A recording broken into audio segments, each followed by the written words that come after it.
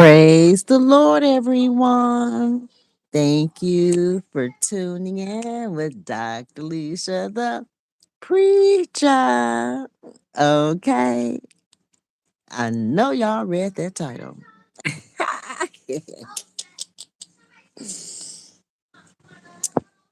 To be honest, I really do not care if my ex has a real blood biological child with his white woman. I really don't care. Again, I went through this the first marriage. It is possible. I'm not saying 100%, but it is possible even in my first marriage that he had babies out there before we even got married with white women. It's possible. With men, whether you're legally married or not, that legal single piece of paper do not change the morality of a man. A single piece of paper called a marriage certificate does not determine if a man's going to be committed to you or not, if he's going to cheat on you or not. It just don't. It's just a piece of paper that is just sliding in to what's currently going on. So whatever is currently going on in a man's life, that marriage certificate paper just slides right on in, and it doesn't necessarily change anything about the man. It's just a piece of paper that's filed at the court. Seriously. You don't need that paper to be committed to treat people the right way. Now, I used that paper for 32 years. So I know the value of that piece of paper. I know the value of it. But the value of it does not extend into morality. It does not extend into how you wait, hold on. What is this thing? Okay. It's saying my phone. It says orientation is locked. Rotate device back. Okay. Anyway. So here we are in my second marriage. He knew my tubes were tied when we got married. He knew my tubes were tied when we got married. And we did discuss that we would consider adoption in our marriage. So adoption was going to happen.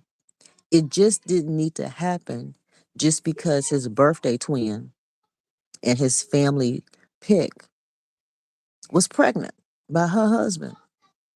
This woman being pregnant by her husband should not have had anything to do with our marriage, but it did. My first husband, when he got his second wife pregnant, it should not have had any impact on my marriage, but it did. Okay? So I ended up feeling pressured by him and his father to adopt a child for him so he wouldn't feel bad about what was going on in the background. Okay. So I fell for the okie doke, but did I really? As much as that adoption situation broke me down, it took me 2 years to sign the paperwork and go through the process. It took 2 years for me to do it because I knew it wasn't the right thing to do for me. But in order to keep this marriage, I had to, so to speak. You know what I mean? Again, one of those foolish women that the Bible talk about. When the Bible talk about a foolish woman laden with sin and, brute beasts come in and just destroy her household and family and stuff.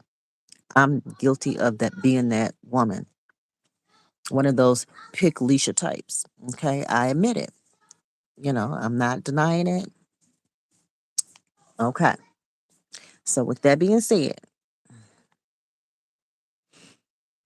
I'm not going to go through something this dramatic, this life sacrificing without some type of reward. Okay. So, I knew he was not going to reward me fairly. I knew that.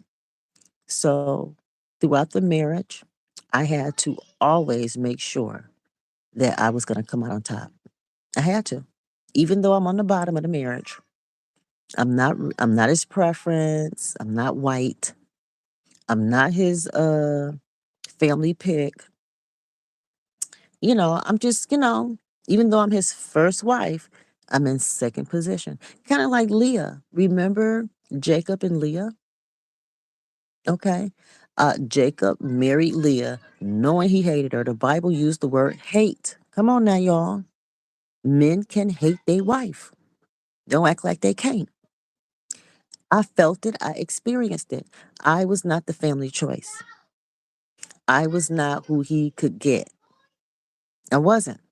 So he settled for me. I can admit that. I'm not ashamed of it. It is what it is. I am a Leisha, one of those foolish women laden with sin who allowed a brute beast to come in and destroy her family. Okay, so now that we put that out there, so I had to he used the adoption for leverage to control and dominate me and try to keep me in my place. Well, I used the adoption to make sure that we all come out on top, period. That adopted child was raised well enough, not perfect, trust and believe not perfect. Well, who could be raised perfect under those circumstances? Nobody. But at the end of the day, he got a good education. He had siblings in the home and became a basketball star, athlete at his high school, went on to college, graduated from college, and is today a basketball coach. I believe at the same college still. So, again, despite how the adoption started, it ended with the child being successful nonetheless. Okay. But again, he was using the adoption to suppress me, control me, um, satisfy his desires, even though it broke me, sent me to the hospital 5 times in a mental ward, and he ultimately left me for this white woman. So, again, this white woman helped me. She helped me. She helped me. If it wasn't for her cutting in and stealing this man from me, I would still be suffering with him. I would have never found the strength, the courage to leave him, no matter how bad he treated me. That's why I have to share with you the dark side, the shadow work that's been needed for me not to end up back in that situation again. Because again, like the very next man who had lived a similar type lifestyle was right there waiting with a church. Everything that I thought I wanted, you know what I mean? Everything that I thought I needed was right there waiting. That is so ironic. But based on my experience with, the ex, based on my experience, I was able to not spend 25 years with this man, only like two, 2 to 3 at most, And it was mostly for healing purposes, the next person after him, mostly for healing purposes. But I was able to get out much faster. And it's not that pastor was bad or anything. I won't say all that. You know what I mean? It's just that Most High allowed me to finish out that marriage because he was the one that left. You know, Usually men don't leave. And if they do, they're definitely leaving for another woman. When men leave, they're leaving for the other woman. And they're trying to take every dime with them. But Most High stopped all that. She ain't getting away with much. She didn't steal much. They didn't steal much from me, just to be honest. They really didn't steal much at all. Most High got it. He stopped them in their tracks. So they're gonna have to hustle up and make up the difference on their own. Cause they was planning on leaving me broke, stank broke with nothing. Living in the projects in Florida with roaches. That's what they had planned for me, he and his homewrecker. But God said no. And so just that quick, I forgot what the title was. But yeah, they didn't get away with much. And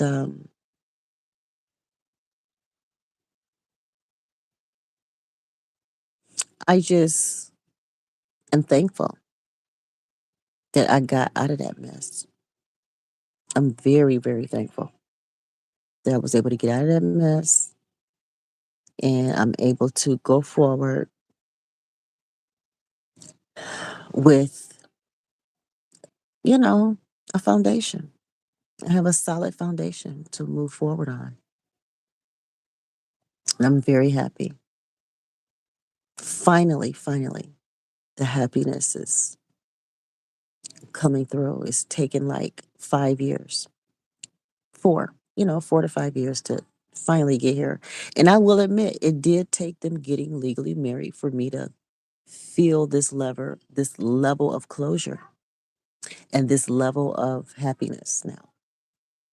And like I said in another video, even the karmic second wife or the person that he married after cheating on me from the first marriage, even she got married this year. I'm like, yay, like both second marriages end up married again. You know what I mean? So what a victorious year.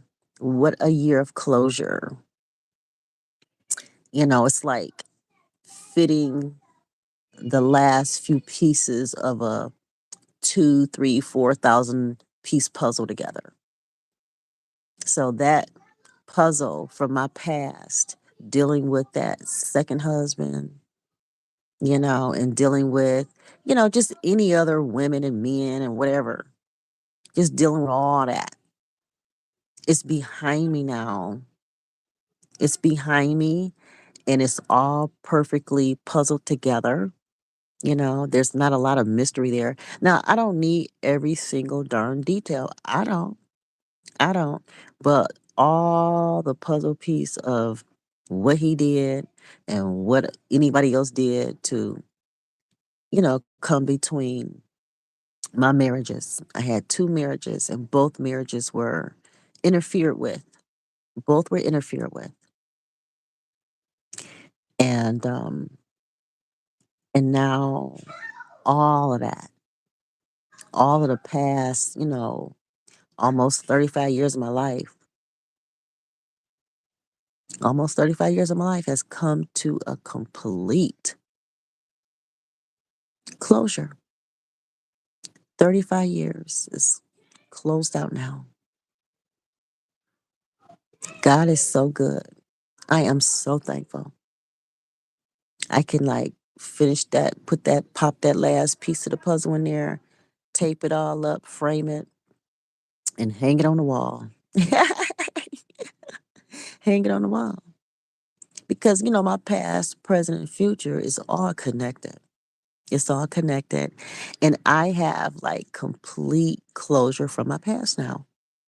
That's all I ever wanted. I just wanted things to make sense. I just wanted honesty and openness. That's it. And sometimes people will be open and honest with you, and then sometimes they're not. And when they choose not to be, Most High steps in and fills in the details. He does. As much detail as I can handle. I'm not one of those people who can handle a lot of detail. I don't care. I just don't care. I'm sorry, I just don't. No matter how much I cry, whine, and complain or whatever because of emotions or because I'm a woman, that's just a part of being a woman. Crying and being emotional and talking about stuff to no end. That's just who I am. But it ain't got nothing to do with the fact that I really, really, really, really don't give a fuck. If this second husband of mine decided that, well, since she ain't what I want no way, and she can't have no kids no way, and I didn't want no more kids, I meant that shit. Okay, it ain't like I went and tried to get, you know, IVF and all that. I ain't trying to do all that. Mm-mm. No, no, no, no, no, no, no. Based on the first couple of years of that marriage, the way he treated me, I was like, there's no way in hell I have a baby by this man. And as soon as I could get my uterus taken out, I got my uterus taken out at age 38. I meant that shit. I got my tubes tied at 25 after my second baby before the first marriage ended. Before that first marriage ended, I got my tubes tied. And I told that second husband they were tied and that we could consider adoption. Period. And by the time I was 38, their uterus was all the way damn it out. Okay. And I have no regrets and never will. I am not one of those women who feel like I owe a man no damn kids. And I don't owe no man shit. That's how my mama raised me. And yeah, it took my, you know, first mother in law to kind of soften me up. I will admit that. My mama was a extremely independent woman, whether she was married or not. My mama was independent, married or not. And she raised me to be that way, period. But my first mother in law, she did soften me up, and I had just made a live about that when I was walking around the gym, the pool at the gym. So she did soften me up and prepare me for her son. She did. I will admit that. She took the time out, and I love her for that. But at the end of the day, in that second marriage, I ain't owe that man shit. But I was gracious enough to go ahead and adopt and raise two boys for him. And I don't give a fuck if he got other people pregnant or not. Now that I got my 50% and greater, I got more than 50%. And I'm content with that. And thank the Lord for the white woman for making sure all this shit happened. Because shit, had she not stole him, I would be sitting there still waiting on him for whatever he was gonna throw my way. And he was truly breadcrumbing me. I remember when, let me see, really for 3 years. After he left me for 3 years, I was only getting 800 a month. 800 a month. And I remember when I asked, can I get 900 a month? Can you just increase it by $100? That man said no. He wouldn't give me one more hundred a month. Now he paying like three times that. You know what I'm saying? He got to pay three times that for like, you know, 5 years or whatever. And then I got all of whatever else I got. So, God is good. You know, she did me a favor. I may have cried and I may have felt hurt and went through what I went through. But at the end of the day, thank you, white woman. Miss Bree, baby, thank you so much. I've never met you. I don't need to. But you saved my life. Even though you hurt me and broke me and probably have a biological kid or two, who knows, a whole family by my husband. I don't even know. Some men are like that. His dad was like that. His dad had two operational families, two functional families out there of his own bloodline.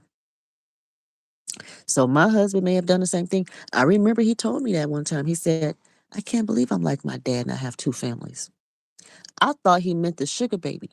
I thought he meant, when he made that comment, I thought he meant the sugar baby and the kids that she had with some other men. That's what I thought he was referring to. But when I really think back, when he said that comment back in what, 2000, let me see, what was that? Maybe 17, 18. 2017, 18. He admitted that he had two families to me. I never thought I would be like my dad and have two families. He said he never thought that. And I assumed it was the sugar baby and her babies.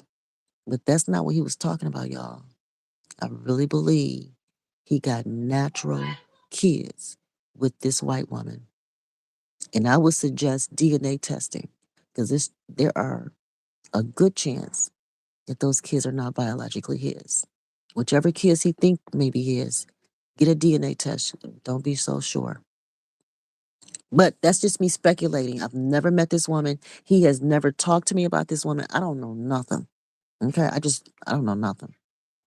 This is just speculation. All speculation, allegations, but it makes sense. It makes sense. It adds up.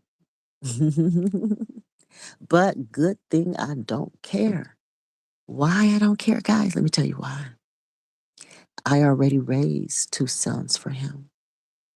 I raised kids for him. One is a light skinned boy, and I know he was all happy about that. The boy being light skinned and not dark skinned and evil. Okay, like me. And then the other boy is mixed, biracial. So with a white mother too. So I mean, it all just works for them. It all works. And I'm happy for him. If he got two adopted kids with me and some real kids with her, even if he not the real daddy or whatever, I'm so happy for them. I'm free and I'm paid. I'm free and I'm papered up. He can have his birthday twin, sugar baby, the Russian lady at work that was divorced with three kids that he was whatever was going on with that. I don't even care.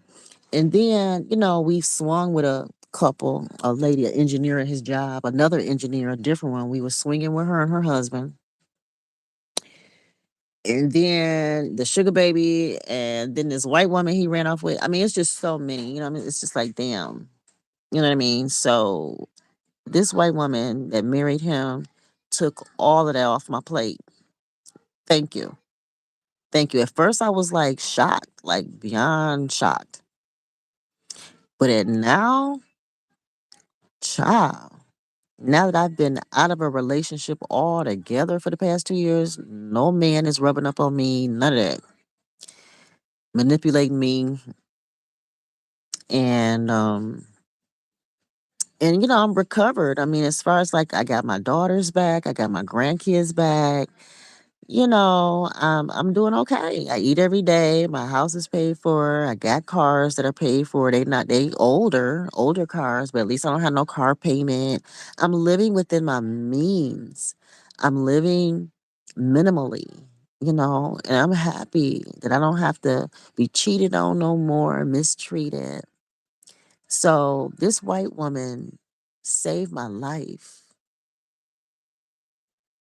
I had 5 suicide attempts, y'all. She saved my life.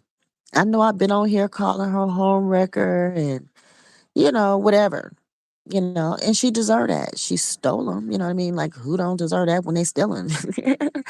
But at the same time, despite the stealing, and, I forgive. I forgive. I don't have no reason not to forgive. You don't have to even ask me to forgive. I don't care.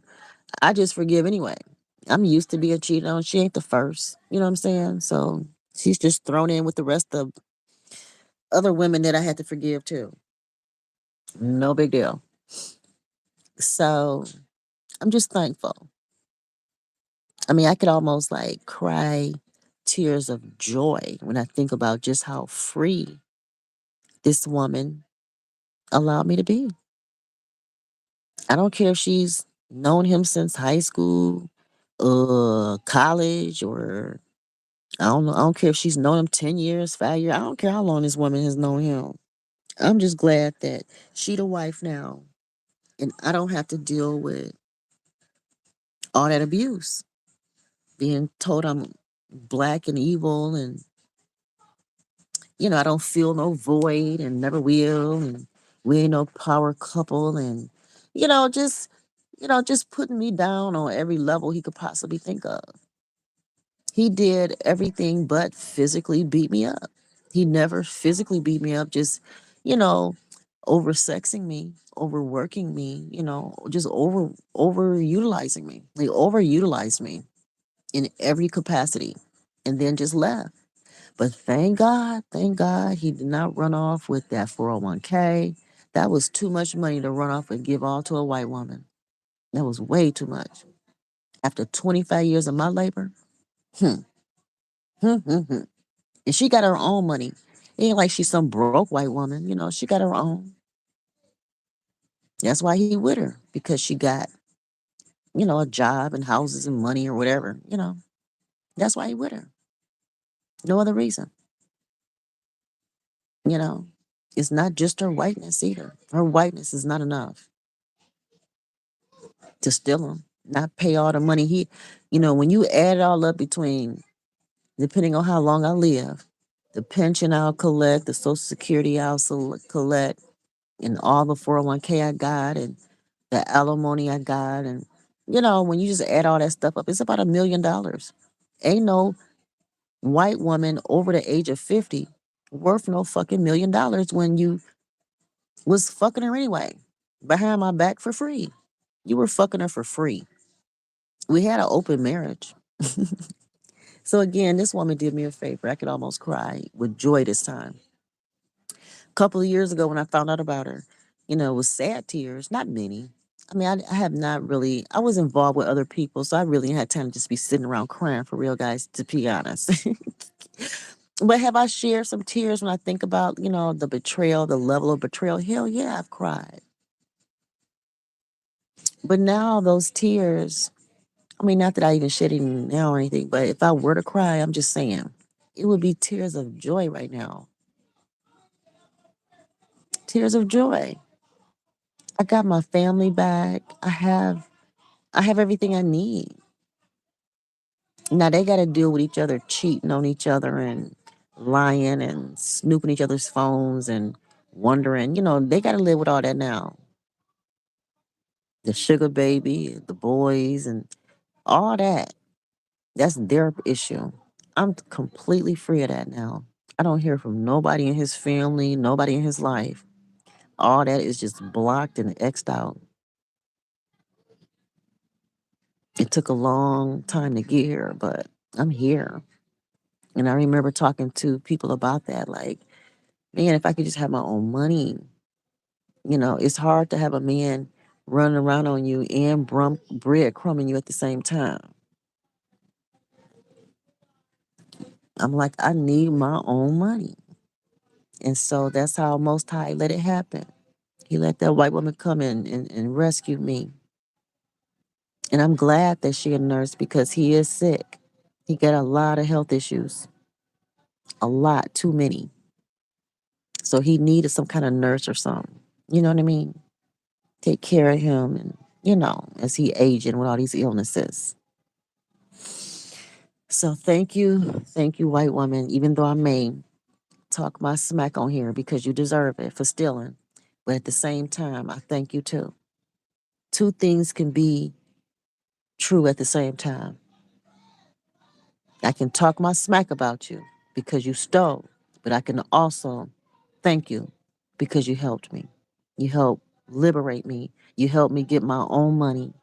You helped me be able to get my house paid off and my daughter's house paid off. And I mean, I got a lot of shit paid off with that 401k. Paid off all the houses, and just the only thing I didn't pay off was student loan debt because that was just way too much. The 401k wasn't even that much, you know what I'm saying? So, yeah. Yeah. So they have to start over from scratch. He has to actually love her to be with her. You know what I mean? He has to. He got to earn her. He the one that got to put in 10 years this time. It's like everything, him leaving me put him in the position to be me, which is weird. You know what I mean? He went from losing about $1 million worth of assets to be with her. And it's her job to compensate that and make that shit up. She got to make that shit up. And he got to put in 10 years kissing her ass to get it if he make it. He's so sick if he make it. At first, it was me having to kiss his ass to make it. Now he got to kiss her ass to make it. See how things can turn? just because of preference. Preference, I don't know, guys. I mean, I understand black men gotta have a white woman. I understand that. That forbidden fruit, and it's the only way to get back at the white man since you have to work for him your whole life. Black men, you gotta work for white men your whole life, kissing his ass. And the only way you can get back at him is to sleep with his woman. That's the only way to make you feel good about yourself. But my ex, he gotta not only, try to get back at the white man by sleeping with his woman and being married to her, but he gotta actually kiss her ass for 10 years to even compensate, and offset approximately $1 million for divorcing me just to be with her. So good luck with all that, y'all. I'm free. I'm a minimalist. I appreciate what I got. Me and my kids, we're gonna take this, be fruitful and multiply, like the Bible say. Hey, because it is the male and the female's job to be fruitful and multiply. I'm gonna take the crumbs that my husband and his white woman left me, and I'm gonna be fruitful and multiply with it, y'all. I'm still obeying God. I'm keeping my legs closed. And like I said, I'll go out from time to time. I'm gonna go out dancing, with couples and people and, whatever. I'm not that picky as far as dancing and just having a good time or having a meal with somebody. It ain't gotta just be a couple. But I'm just saying that's my preference. If I'm gonna be spending an evening out, getting all dressed up, looking good, smelling good, and have a meal and dance with some people. I just prefer it to be a couple. That way I can get my little dirty dance on and go home. Get the best of both worlds and take my ass home with my legs closed. Because I know how to satisfy myself. I learned how to do all that in that second marriage. In 2011, when he made it clear that he didn't want my black ass no more, I started taking care of myself. Maybe not financially, but in every other way, because I knew the money would come one day. You hear me? You hear me? All right, guys. Again, I just want to thank all the homewreckers out there who make a way for the first wife. It's rare, but I am a testament that it can happen. Usually, the first wife end up broke, flat on her ass, acting super clueless that this man can leave her. I'm not that one. Thank the Lord. You all be blessed and keep following me on my channel. So, yeah, so this is to me sharing the dark side, the shadow work part of myself, being a pickleisha, being a foolish woman laden with sins, allowing a man to come in and brutally disrupt her home. But that's what it looked on one side. But on the other side, I'm showing how I fought back, and how I, saw certain things and how I decided to manage that level of evil. Some people, God pull you out and have you run early on. Like within the first couple of years, a lot of women may have left. Well, I was led to stay and I did. And I'm telling why and how I was able to navigate and maneuver through it through the spirit. The Lord ordered my steps so that I can be where I'm at today. Okay. All right, guys, hang with me, right or wrong. It's not about, being all perfect or nothing. You know what I'm saying? It's just sharing what I did, sharing my journey. And then sometimes, I pull out my tarot cards and do general readings and stuff like that. But for the most part, when I realized a couple years ago, the hell, I'm talking about my damn self on this channel. Hold up. Let me go ahead and make this personal. I know a lot of people don't like to hear the personal side, but a lot of people do. And I'll still mix it with tarot from time to time. It's just I'm not on that tarot kick right now. I'm just not. I'm on my live telling my personal story too. You know? All right, guys. Thank you so much. All right, bye. God is so good. I mean, like, wow. That's all I can say.